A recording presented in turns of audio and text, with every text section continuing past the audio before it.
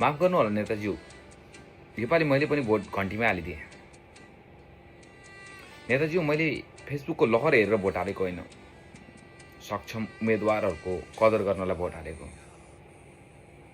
मैले बालेनलाई मात्रै हेरेर पनि भोट हालेको होइन, हाम्रै क्षेत्रमा तपाईँभन्दा 1000 गुणा राम्रो उम्मेदवारलाई देखेर भोट हालेको। नेताज्यू, उता हेर्नु न, रवि, बालेन, स्वर्णिम, तोसिमा, रन्जु, सोभिता, सागर, अनि हाम्रोमा हेर्नु न, ओली, प्रचण्ड, गगन, महेश, कस्तो केही भन्नै नपर्ने के। उता आशै आश छन् अनि यता निराशै निराश। उता एजेन्डा सुनाउनेहरू छन् अनि यता हाम्रोमा प्रोपेगेन्डा फैलाउनेहरू मात्र। उता क्लियर भिजनवालाहरू छन् अनि हाम्रोमा भिजिबल करप्सनवालाहरू। उता पढे लेखेकाहरूको स्पष्ट भाषण छ अनि हाम्रोमा लेखेको पढ्दाखेरि पनि अस्पष्ट भाषण छ। माफ गर्नु होला नेताज्यू, मैले पनि योपालि भोट घन्टीमै हालिदिएँ। फेरि म तपाईँसँग रिसाएको भन्ने छैन है नेताज्यू, उता थोरै बढी आश लागेको मात्र हो। पार्टी र सिद्धान्तलाई मैले अझै पनि छोडेको छैन, बस योपालिको लागि भोट मात्र फेरेको।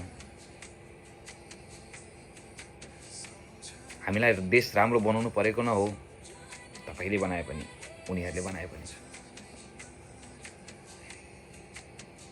पिर गर्नै पर्दैन नेताज्यू, भोलि यिनीहरूले पनि राम्रो गरेनन् भने नि मै आफै निस्किन्छु, सूर्य, रुख, हँसिया हतौडा अङ्कित झन्डा बोकेर सडकमा।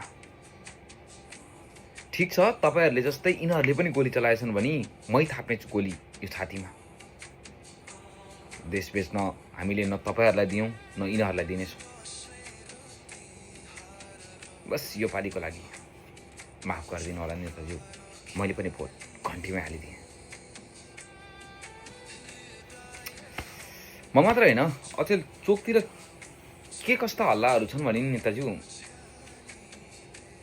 यिनीहरूले तपाईँले जस्तो तेरो र मेरो भनेर छुट्याउँदैनन् अरे। हो रे, खासै राजनीति चाहिँ जानेका छैनन् अरे, तर देश कसरी बनाउनु पर्छ भन्ने चाहिँ खुब जानेका छन् अरे। हो, यिनीहरूसँग एउटा पनि बजेट भाषण गरेको अनुभव छैन अरे, तर बजेट चाहिँ गजबको लेख्छन् अरे। हाम्रो देशको एउटा पनि कानुन यिनीहरूले बनाएको छैनन् अरे, तर संसारभरिको सबै कानुन पढेर आएका छन् अरे। नेताज्यू, हल्ला त यतिसम्म छ कि हामीले त यो शिक्षा स्वास्थ्य मन्त्रालय ठेकदारहरूलाई दिन्थ्यौँ नि, यिनीहरूले त डक्टर टिचरहरूलाई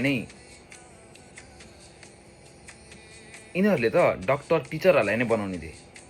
सम्बन्धित व्यक्तिलाई सम्बन्धित निकाय, पुलिस र न्यायालयलाई निष्पक्ष छोडिदिने थिए।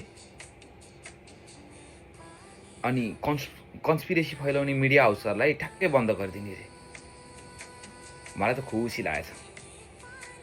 बस अचेल मनमा एउटै कुराको मात्र डर छ, यिनीहरूले भ्रष्टाचारीहरूको सबैको फाइल खोल्ने भन्दैछन्। नेताज्यू, तपाईँको नाम त कतै छैन नि, माफ गर्नु होला नेताज्यू, योपालि मैले पनि भोट घन्टीमै हालिदिएँ। जय देश, जय चन्द्रसूर्य।